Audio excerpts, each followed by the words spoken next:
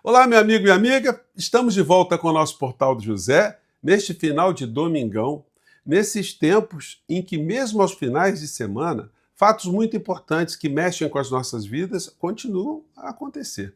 Hoje eu vou mostrar para vocês algumas cenas num dia em que normalmente eu faço uma resenha sobre aquilo que é publicado nos principais veículos de comunicação impressos aqui no nosso país, com repercussão também nas redes sociais.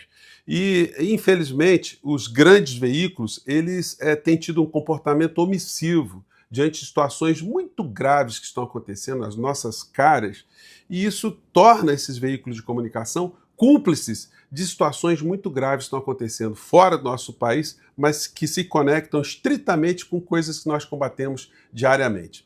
Bom, começando aqui com os principais veículos de comunicação, nós percebemos aqui que as editorias dos jornais escolhem temas diversos. A Folha de São Paulo está pegando aqui verba de estatal, patrocínio de verba de estatal, o Estado de São Paulo levantando que países relatam temor por estrutura e cogitam até desistir da COP30, coisa que é muito difícil, estão fazendo sensacionalismo aí.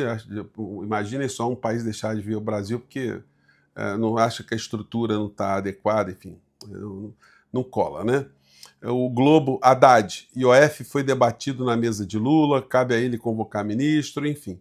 O IOF, que é um assunto que interessa muito mais, né, as pessoas que sabem o que é IOF, que fazem operações com o IOF. A grande maioria do povo brasileiro não tem noção do que significa IOF.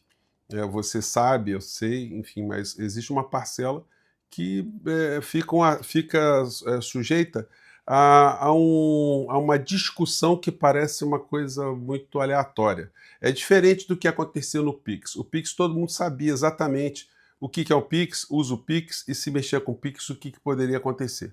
Muita gente ficou preocupada no efeito político dessa questão, mas ela está muito mais ligada aí a um espectro da sociedade, que não é desprezível, não. E, mais uma vez, isso sempre irá tocar na falta de comunicação do governo, e o próprio governo, todo mundo está reconhecendo isso. Como nós fomos a Brasília, eu e outros amigos youtubers, e fizemos lá uma resenha muito grande, fizemos uma série de sugestões, vamos ver se nas próximas semanas aí a gente já tem algum reflexo disso que nós estamos fazendo, a bem do nosso país, a bem da civilização, porque quando nós garantimos aqui algumas situações do nosso país civilizatórias, a gente ajuda também fora do nosso país, né?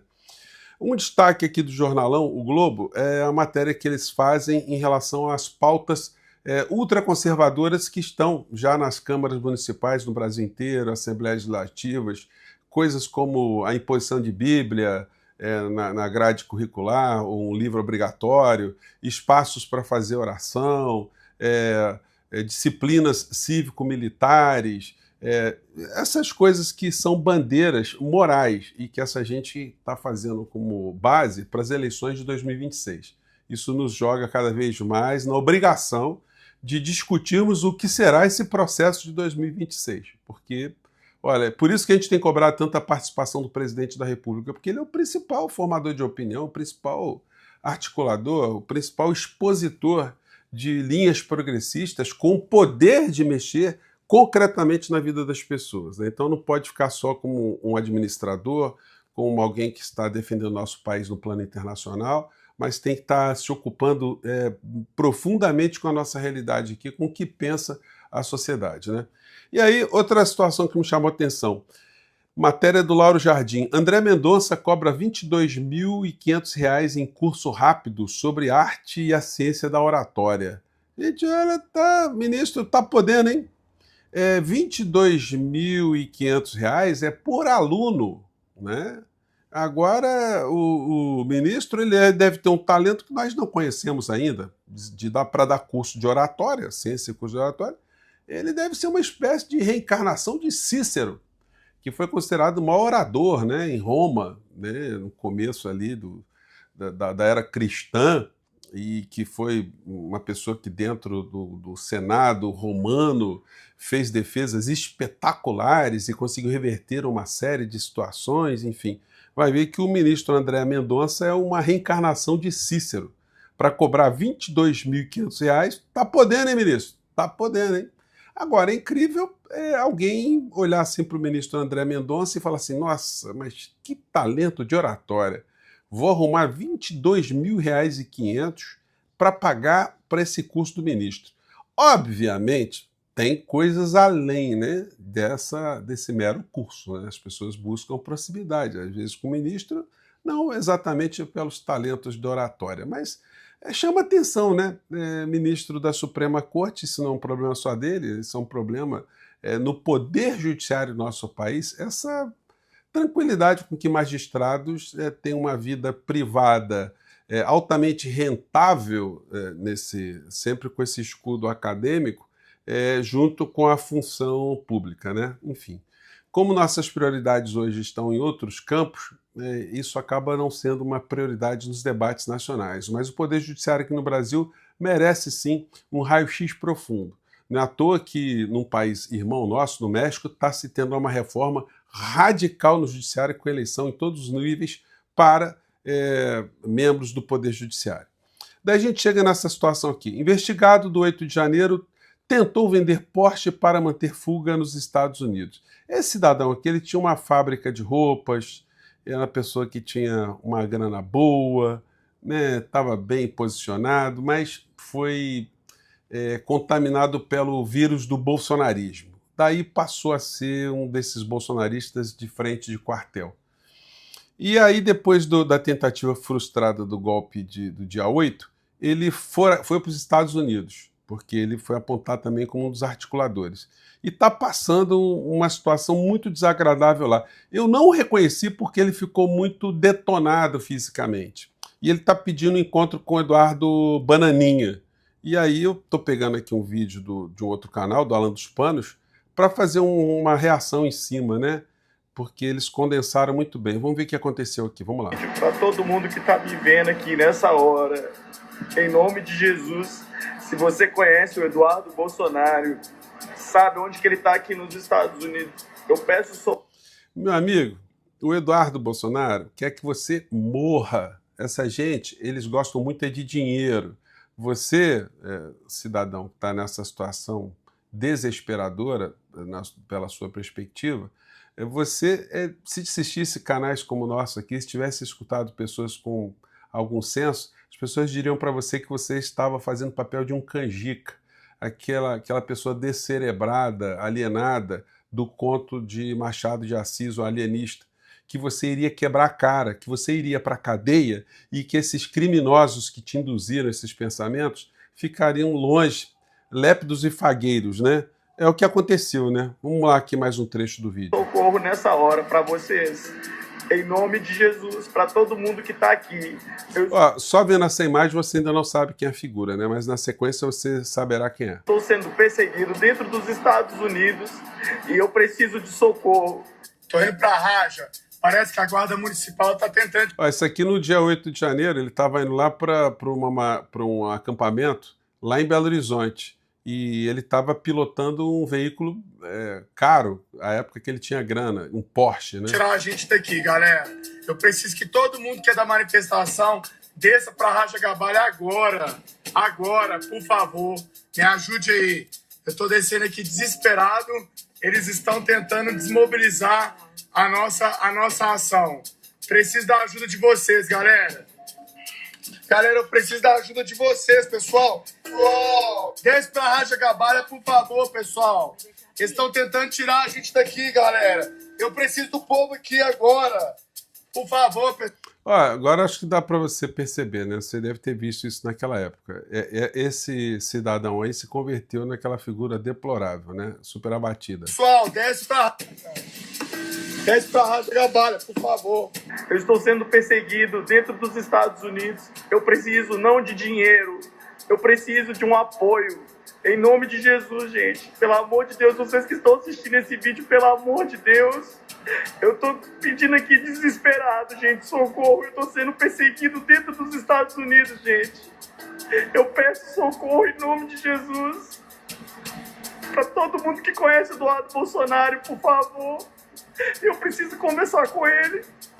Ele não vai te dar nenhum tipo de apoio. Olha, lamentavelmente, Agora, quem sabe, né? Procure aí o Paulo Figueiredo, a juíza também, que foi expulsa da magistratura, montar empresa para ganhar dinheiro de brasileiro que está querendo morar nos Estados Unidos. Então, procure, contato aí, certamente alguém vai te ajudar nisso aí. Exército, ajuda a gente!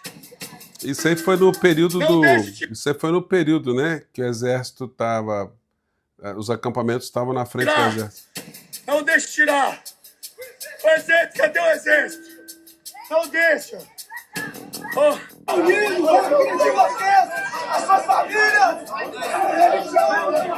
Aí o cara foi detido no dia, né? Enfim, quando a coisa esquentou, ele saiu do Brasil. Mas a cena é só essa aqui, ele pedindo grana e Em o do nome de Bananinha. Jesus, para todo mundo que está aqui, Do Bananinha eu rodeio. estou sendo perseguido dentro dos Estados Unidos e eu preciso de socorro.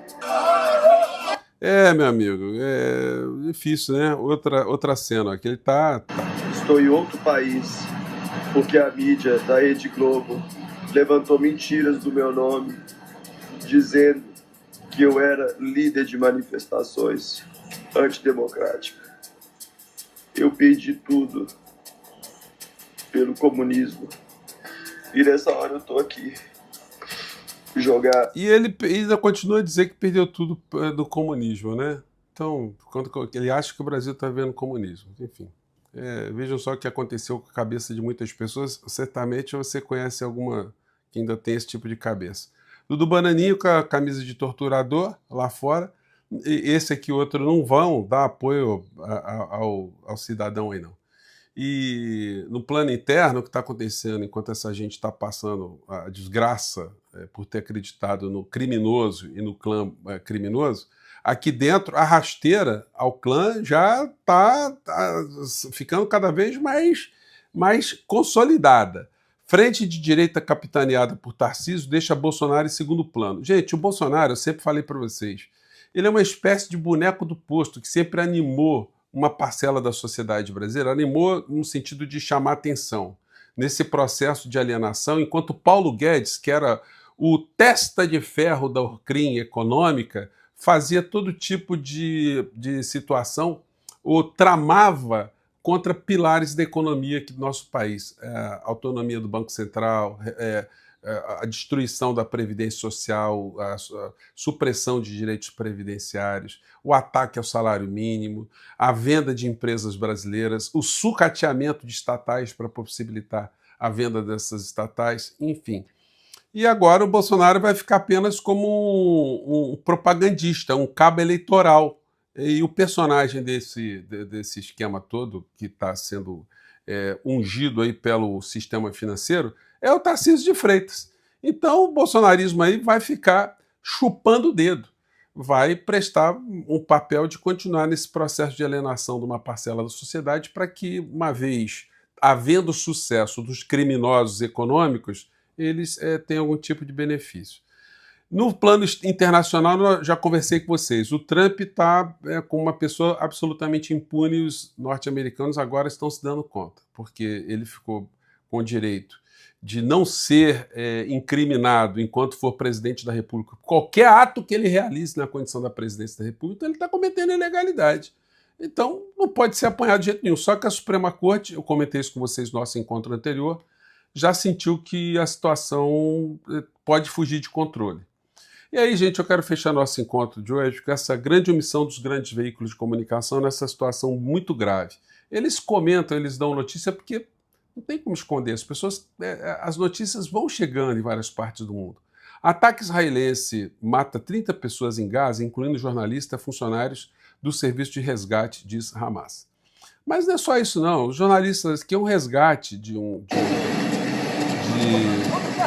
família de corpos, estão protegidos aqui, né? Os socorristas, eles recolheram aqui corpos de 9 crianças de uma mesma família.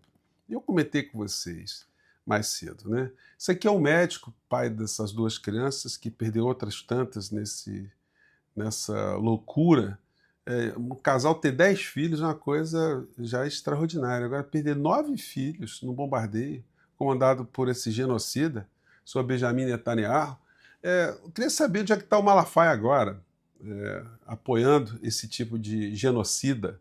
Onde é que está o senhor Bolsonaro? Mas eles apoiam, né? Eles são descarados, né?